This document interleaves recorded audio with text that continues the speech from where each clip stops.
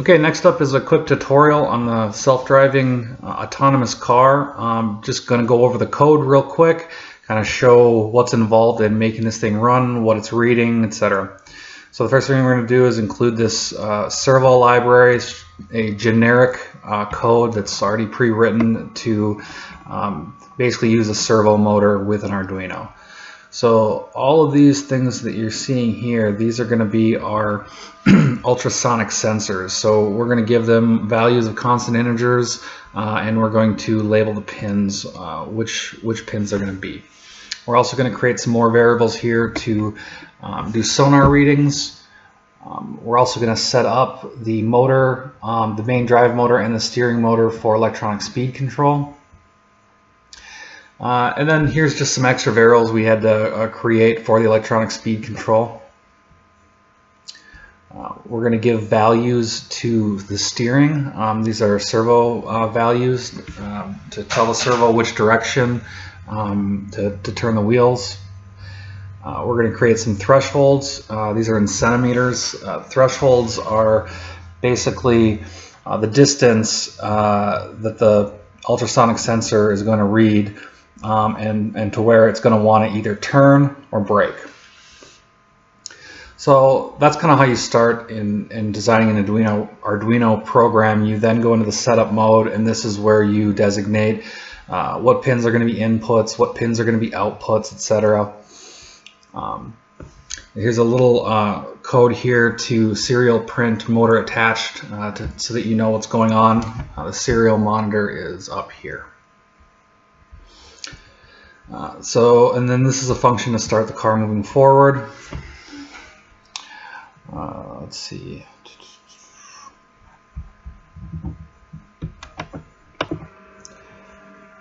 Okay, so the next couple of functions, anytime you see void, that's a function. So it's something that you can call on later. So this is a function basically for how do you read the ultrasonic sensor. And basically it's a combination of duration and a function here, and that determines distance.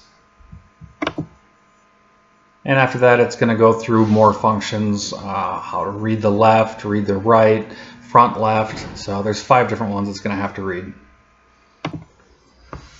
Next we have a couple steering functions. You'll see this neutral was 90 degrees before, steer left, steer right.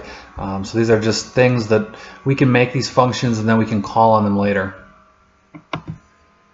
This next function that we have, read sides and front, this is something that makes the car basically veer around objects. So if like slight variations will make the car move around instead of having to actually stop. This is how it's going to read basically all of the sensors except the front sensor.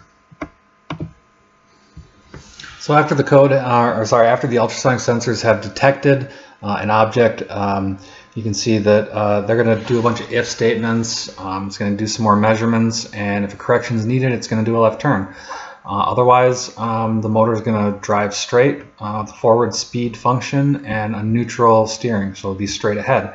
And then down below, we basically have the same function again, a bunch of else-if statements for if there's an object to the right that something, if there's an object that the car needs to veer right around.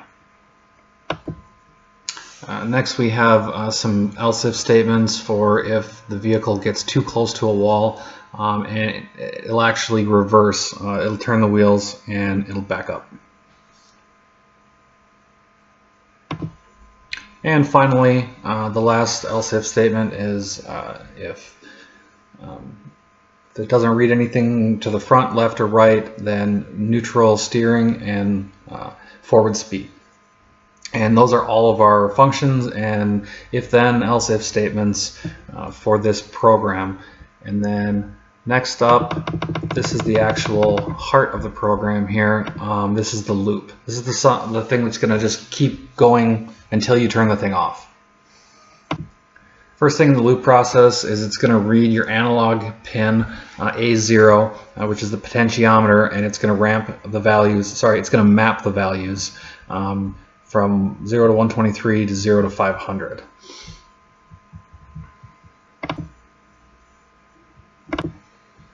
Notice a bunch of the stuff, anytime it has these hashes, it's commented out. It's not actually part of the program. If you wanted to actually have your serial monitor working, you would just remove these two comments, everything lights back up, and now you would actually, if you want to do debugging, it's great to use a serial monitor because it'll tell you exactly what's going on in the program. But we're assuming that everything's working, we don't have any issues, so I'm just going to comment that out.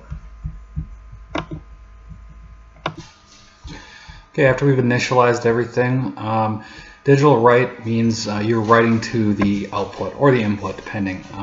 For this instance, we're going to set everything to low, kind of zero the system out. And here again, we're reading the front. Again, these are commented out, but if you wanted the readings, actual distances to appear on the serial monitor, you could just remove these slashes and it would uncomment. So the next part is another if statement that's measuring the distance. It's checking it towards the threshold, and it's basically seeing if there's anything in front of it. And we're actually at this point inserting some of the previous functions that we defined into the actual loop. And then from there, essentially it just goes on to make some more else if statements that judges the distance, decides if you should turn left, turn right, and then we have our long turn left function, long left turn function, etc. And it just keeps looping that back and forth. And then finally we have basically a redundancy where if at any point the front checks fail, it's going to read the other sensors for minor adjustments. And that's basically it. When it's done, it's going to loop back to the beginning. It's going to set everything to 0 again, and then it's going to start reading the sensors, and it's going to keep the car moving forward and around obstacles. This could easily have been a 20 or 30-minute video to go into great detail on how everything works, but I hope this gives just kind of a basic understanding of how just by using some functions and if else statements you can make a car that can sense objects and avoid them. Thank you.